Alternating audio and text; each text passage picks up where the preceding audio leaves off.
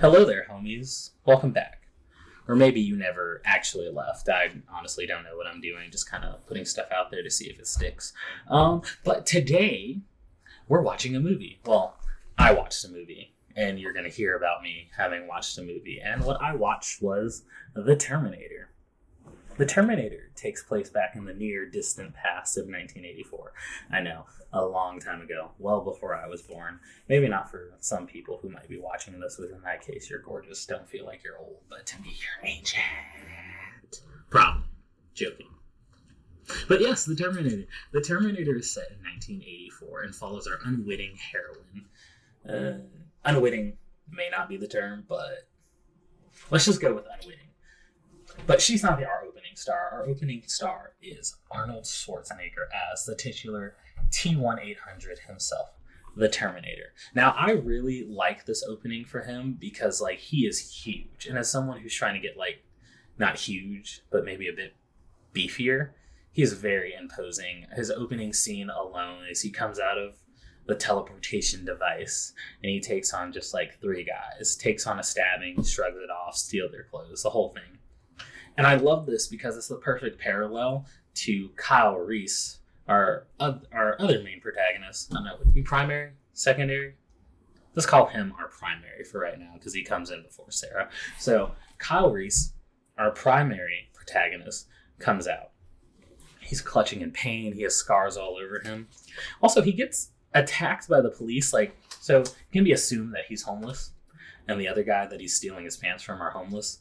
I don't think the police see him stealing the pants, and then they just kind of open fire on him. But, police brutality. So, but yeah, so he's getting chased by the police, and he takes on one officer, barely is able to get his gun away from him. But it is nice to show, even though he's not as strong as Arnold, well, the Terminator, he is fast, and he's intuitive. Because he kind of uses a small frame to dodge around, get away from the police as they're hunting him down for stealing another man's pants. And we get some nice Nike product placement, which, I can appreciate. I like Nike, I would say. I think most people like Nike. Probably. Unless you have a grievance against Nike, then, I don't know, take that up with them, not me. So then we transition over to Sarah, who we're going to call our secondary protagonist simply because she comes in secondary. And she's living her life as a waitress. She's late. She has disgruntled customers. She goes in and gossips with the other girls. The Terminator's now gone through the phone book and kind of killed someone off with her name. Same for me. Maybe without the murder, but still the gossip and the disgruntled customers. But nobody's coming after me to kill my unborn child. Yet. There's still room for improvement. But I love this setup because it kind of doesn't have all three of the characters in one place. It sets up the introductions perfectly with two action-heavy scenes, and then you kind of got Sarah going on in the middle, which I think is pretty I think it's pretty ingenious. I'd say the only thing that would be disliked from the opening maybe would be the effects, but for the time, I remember watching it as a kid, and I loved them. Just to say, I thought it was super futuristic. I was like, oh man, that's real lightning. But now, since graphics have kind of improved, you can kind of be these are PS2 level qualities. Only a minor gripe. Nothing to take seriously. Don't come at me. I just had to find a dislike somewhere. From there, we kind of get a little transition after establishing all three characters of Kyle and the Terminator prepping for their respective missions. The Terminator kind of goes up into a store, not afraid, broad daylight, taking all these guns, just straight up shoots a man. He's on a mission. Kyle, on the other hand, has one shotgun that he stole from a police officer that he saws off to kind of put in his trench coat, just to kind of make himself seem a little bit more inconspicuous. I don't know, would you question a man walking around with a shotgun in broad daylight? I might. Personal preference. Another great positive that I love about this movie is that I feel like most movies kind of do throw a big exposition dump on you about what's going on, how everything's going, all the whole 9 yards. And in this one, you kind of get no explanation. You don't necessarily need to know what they're doing. The Terminator straight up looks through the phone book. And if you pay attention, you see he's looking for a Sarah Connor, tying back into the first victim. And if you pay attention more, every other woman's name is Sarah Connor. So you don't need to look at that initial shot, but it's like a nice setup for it. Now, the opening just kind of zigzags between the characters, giving them all the setup before they convene. I love that it does explore kind of Kyle's, Reese's background without like telling you too much. Like there's this, if you saw the opening shot, you know, there's a war going on in the future. And when Kyle falls asleep in the car after on the lookout for Sarah Connor, you see the giant construction machine going over rubble. It's a perfect transition into one of the Cyberdyne machines from the future going over all the skulls. And it just gives us a look into what Kyle's life was like. And I kind of like that there doesn't really need to be like any hand holding on what's going on. You just kind of watch and make your own inferences. Like clearly you can tell the man isn't happy. I mean, like, I would be miserable. I doubted he brushed his teeth very much. That future does not look like it had toothpaste. There's like a few side characters littered out throughout the story, and I do like the time that is kind of taken to show on Sarah's friend Ginger. Ginger, I believe, is another waitress. I'm assuming so. I just watched the movie. I should not be forgetting that. But at the very least, she is Sarah's roommate. And, you know, you kind of get introduced to Sarah's roommate's boyfriend. You know, you're just like, oh, they have like a fun, playful relationship. Ginger calls her kiddo. You know, very clear. Kind of sucks whenever she dies because it's like, damn, she just really made the mistake of being in the wrong place at the wrong time. But what I do love about the scene after she does die is that Sarah basically tells on herself, like Kyle, following her, trying to make sure she's safe.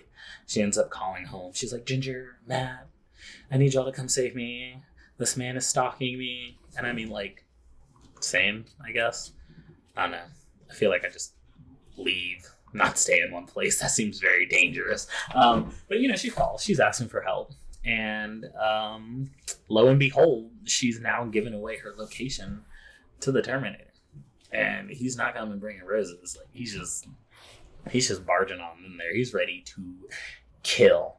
But I love that it takes a bit for all the characters to come together, and then in that one setup, that one scene, they're all there. And I love how the Terminator just narrowly misses her. Like, you know, she knocks something over, he turns around, she's ducked down, but then I guess like his spider senses tingle or something, and then he's like, that one spot I looked away from, she's right under there. But it's just kind of cool. It's just Kyle Reese just watching in the background, just looking, you know, shotgun under the trench coat. I have no idea why no one like looked under there, or there wasn't a flap or anything. Let's not get into that. But yeah, like he's just there. The Terminator pulls his gun out, and like it's a great character moment, I think, because Sarah's just there. She's staring. She's like, oh God, this is it. And then, you know, Kyle comes in to save the day. And I say that just because of her character development, which we'll get in later as my retelling continues. So after Reese, Kyle, I keep referring to him as both. I was going to call him Reese originally, but like I'm just jumping back and forth, so we're just going to go with it. So after Kyle Reese is done doing his superheroing, you know, there's that whole chase scene. The cops are now coming after them with reason, because now he's actively just shooting and like nobody has no idea what's going on. There's a woman in danger. You know, he also does an exposition dump on her. Like, I like that. I like that his explanation for everything is kind of like short and sweet. He's just like, hey, you've been marked for termination. Like, she really doesn't need to know more than that. Just like, girl, your life is in danger. You need to run. And he's like, yeah, I'm here to protect you. Like, it's all good. I mean, obviously she's freaking out. She's not like processing this well. I don't think I would process that well. But like, you know, he's not like, oh my God, I'm from the future. Like, there's these Terminators. This is exactly what happened. Yada, yada, yada. He's just kind of like, look, you've been marked for termination. I'm here to help you. That thing cannot be reasoned with. It's a perfect killing machine. Like, you just got to listen to what I say and stay focused. All right, Captain. And like, there's a point to be said for the transitions in the scene, especially during the high intensity like fight moments. I believe, if I'm not mistaken, most of this movie was shot with practical effects, which you can kind of tell, especially in like the scenes where the Terminator's like damaged and kind of performing surgery on himself. Again, only like complaint that you could probably have about the movie is that maybe some of the effects didn't hold up as well as, maybe a current movie, but like still, it looks pretty good. I don't know if I could have done that on my own, and I love working in the art department for any set that I do, but like the ingenuity is showing. But like the transitions are just so good. Like, the car chase scene in the garage with the shotgun fight between Kyle and the Terminator. It's just kind of like boom, boom, boom on the transition. But like, it doesn't take you away from the moment, and it's not super jarring. Like, I couldn't get into the specifics, but it seems like there were a lot of smart cuts. So, the editor really was showing out, and the cinematographer really was showing out. So things kind of slow down a bit as the car chase scene ends. The Terminator crashes his car that he's in. Kyle and Sarah are surrounded by the police. They arrest Kyle. Sarah's like, no, don't go out there trying to shoot them. They'll kill you. Very rational. Very like, hey, look, like you did me a favor. So like, I scratch your back, you scratch my back kind of deal going on. Like, I love it.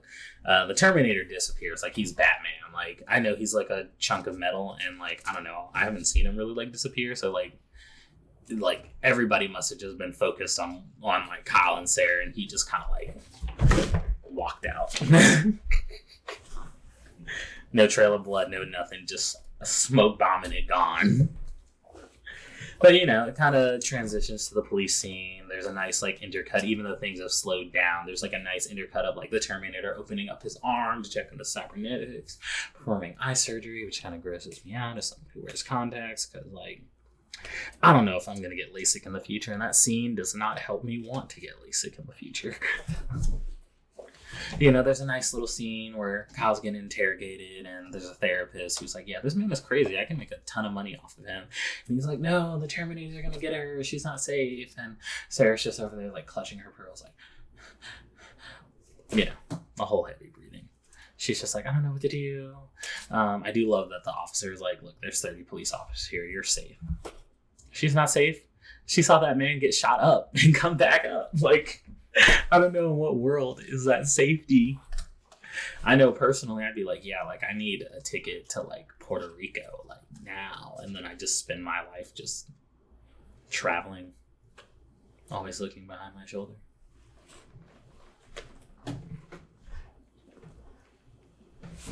But yeah, it's a really good action scene, shot really well. Like the Terminator is like going in there full force, just mowing down police officers, and somehow no one's getting the message that like their bullets aren't like doing anything. Because I feel like after I see like half the department just kind of get mowed down by one dude who's just eating bullets, I'm just kind of like out of there. And again, with the transitions to their part after showing the Terminator mowing down a bunch of people, they do a lot of good work with like the shadow work. Because when the glass is getting broken and the door's getting opened up, they don't show like Kyle's face, so it kind of puts the audience in suspense, like, oh my god, it's the Terminator. And you kind of get that feel like at the club again, that the Terminator's just barely, narrowly missed her. And then, you hear Kyle's voice and he's like, Sarah, like he's lost his kid in the grocery store. But then, she runs back to him. She's like, Kyle, I'm here. Or Reese. Yeah, she still just calls him Reese at this point. Reese! Come rescue me. So, he gets her. They get away. Terminator mowing down cops. They finally escape narrowly. Somehow no one is like putting together that this man is like a tank. I mean, we get a nice little call on the radio once they get away to a sidewalk, and, they walk off and they have a nice little moment. So, like, Kyle is trying to give her this little pep talk, like, hey, you're the mother of the future. You're going to, like, save everybody. And she's like, I can barely balance a checkbook, which like, you don't use checkbooks anymore, so like, good on you, because you really were living in the future by not knowing how to balance that. I don't know how to balance checkbook. I'm glad I didn't. I feel like that was one of those things my granddad told me I should have known how to do. We don't use checks no more. But yeah, so he's shot. She's like, ugh, you're bleeding. This is kind of gross, but I'm gonna patch you up anyways, which I think is also a great character moment, because she is so clearly disgusted, but she's just like, okay, look, you're bleeding. I'm gonna patch you up. And she's like, just distract me. And they have like a nice little moment together, bonding. She's like, tell me about my son. What does he do? tell me about yourself. And again, it's a wonderful transition to where after she patches him up, she starts to fall asleep. And he's like, yeah, let me just tell you a little like bedtime story about the horrors of my world and about the Terminators. And then a dog barks. She wakes up. She's like, oh, I was dreaming about dogs. And Kyle's just kind of like, weird. It's like they're syncing up in the dream world. Maybe Freddy Krueger exists in this land and he's just toying with them a little bit.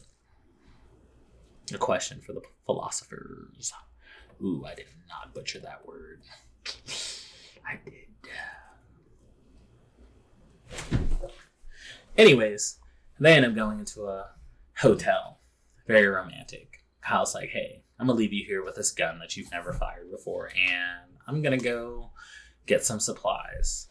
And while he's out, Sarah contacts her mother, who's hiding away at the lodge. We get a nice scene with the Terminator tracking her down, seeing that she's hiding out there. And I love this moment again because Sarah just tells on herself twice. It's a nice reference back to the beginning. Even though she's kind of growing as a character, she's still making some like mistakes. I mean, like, this isn't like me dogging on her because, like, I don't know. I mean, maybe I wouldn't call my mother necessarily in that situation, but that's just me personally. Maybe I call like my best friend. But again, be terrible decision making on my part. So same as Sarah. And yet no one is trying to kill me for my unborn son. Like, we're literally the same person. So yeah, she calls her mom up. She's like, hey girl, what you doing? And her mom's like, oh, I miss you. I'm terrified. You got me hiding out in this lodge. And she's just like, okay, well, I'll give you the number to the motel so you can call me and check in, but I can't tell you anything else. Surprise, surprise, the Terminators killed her mother and just like mimicking her mom's voice, which, he did, I think maybe once or twice beforehand in the movie. I didn't take note of it, but I noticed like, oh yeah, that was a skill, but that's obvious to the audience and, not necessarily to Sarah herself, because it's not like she's inviting him over for tea or anything. And it's like, so tell me why you want to kill me. And he was like, it's a funny story, actually. Your son is actually a threat to my whole existence. So yeah, so she has a nice moment with Kyle. Once again, getting stronger as a character. She's like learning how to make bombs with him. They're basically prepping. And then, then later in the night, she's like, oh, did you have anyone special? Which kind of like, I don't know, throws me for a loop. Oh, I forgot to mention, in the last transition, he has a photo of her, which is just oogling her, which I think was a great setup for why he came back in time in particular, which does like just raise the question, like, why does he have a photo of Sarah? Which, he explains later that like John gave him the photo. And Kyle was like, yeah, there was never anybody else I loved. Just you. I don't know why John gave me the photo, which kind of like hints at the fact that like he's the father. He just doesn't know it yet. But I do think it completely throws me for a loop that like Sarah's into him, because I feel like they could have had moments off screen or whatever, especially where they were building bombs. But, she makes a comment about his childhood and he's totally like not answering it defensively, because I mean, like, why would you want to relive your childhood in the place he grew up in? But like, I didn't really see, like, I could see him being interested in her, but not the other way around. I mean, like, she inquires about his love life and like, maybe she really wants to hit that. No judgment. Like, do your thing. But like, it seems like it's supposed to be like more than just like lust, like love. And so like, I feel like there should have been just a bit more build up on that. I mean, that's just my perspective. I feel like a lot more people would be in relationships if like dangerous things just went on and you just patched them up and you were like, okay, I'm primed and ready. But yeah, so they have their nice little like love scene, and I do really appreciate that like the sex scene does not overstay its welcome. I feel like in most movies, like, that goes on for at least a good 5 minutes. That was probably like a minute and a half, 2 minutes tops, just like my love life. Just kidding. Probably. God, I hope not. So yeah, Terminator tracks them down after they have their nice little conception scene. They get away using just their wits. And wits, not whips. Wrong movie. 50 Shades of Wrong. So yeah, they get away using just their wit. I did it again. No, just their wits. They use just their wits to get away. So yeah, they get away. They steal some dude car. They're driving. The Terminator found a motorcycle. Very cool chase scene. Lots of action. All that good stuff. Pew pew pew. Yeah, the Terminator ends up like having a battle with Reese. Sarah takes over the wheel driving. He starts throwing bombs, misses. One of the bombs goes off in his hand, kind of incapacitates him.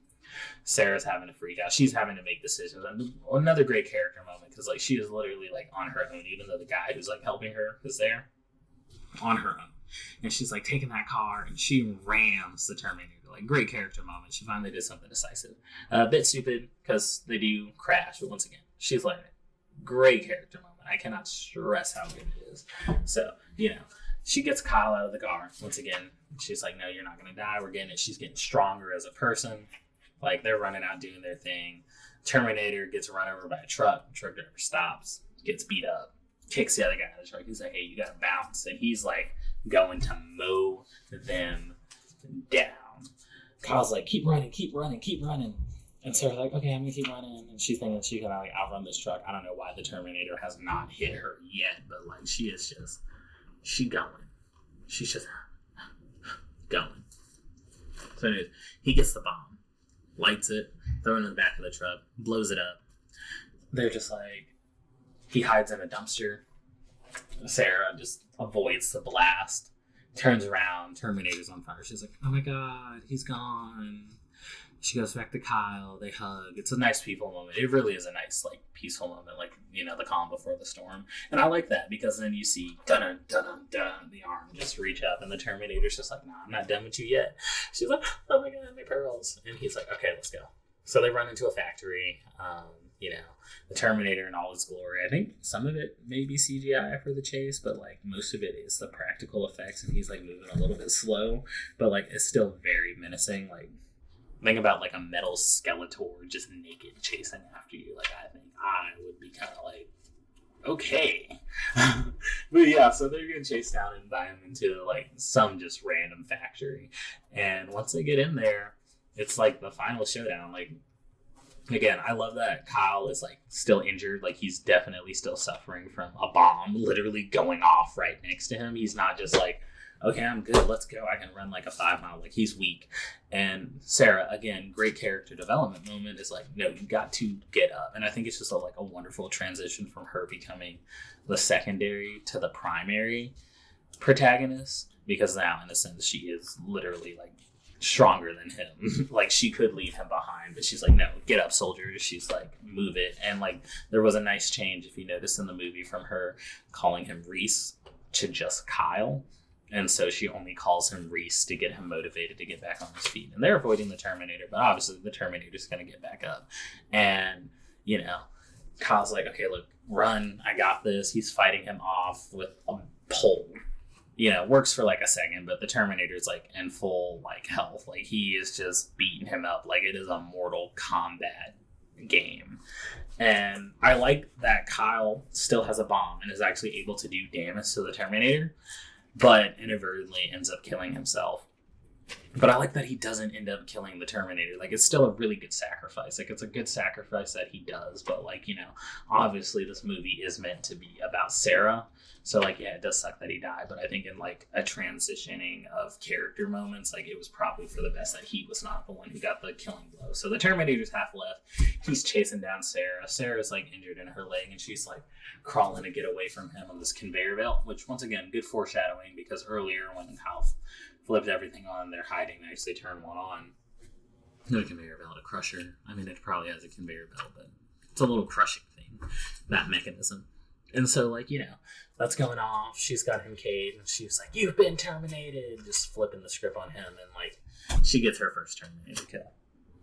And, cops show up, she's all sad, Kyle's dead, Transitions to the epilogue of the movie. She's out in Mexico, pregnant, doing her single mom thing. She's got a dog to detect the Terminator, a gun, maybe I think it's like a revolver in her lap, making like little recording tapes. And, she's out getting gas, and that's when she gets her photo taken, the same photo that's handed to Kyle. And I think it's nice because it comes full circle, because he said that he always looked at that photo wondering what she was thinking of, and it turns out she was thinking of him. Very romantic. Once again, disagree with the line that she says that only for a few hours they love for a full lifetime, because I was like, I don't know, it still kind of feels like lust. But it's a pretty sweet epilogue. And, I think it bleeds well into the second movie. Like, I haven't watched the second movie, so I'd have to watch it again to get caught up. But like overall, like the Terminator is a really decent movie. Like, it is a movie that I have not seen in a very long time, and I can see what all the hype is for. Like, I remember loving it as a kid, but the appreciation I have for it as an adult is just like right out there. Like, literally the only thing I would ever change about that movie is, like, since it was supposed to be a bit of a love story, just maybe putting a little more on that, letting the love breathe a bit. Like, I know they have like deep personal moments, but like, I don't know, I felt like, yeah, there was like, you know, Kyle's been yearning over her for like forever. Like, he fantasized about her, but like, you know, aside from like being infatuated by someone who like saved her, I don't really think there was really much love going on between the two of them. But I mean, like, you get your kicks from somewhere. But overall, I think it's a great movie. I say it's like a 10 out of 10 Cyborg. So like, you know, watch it.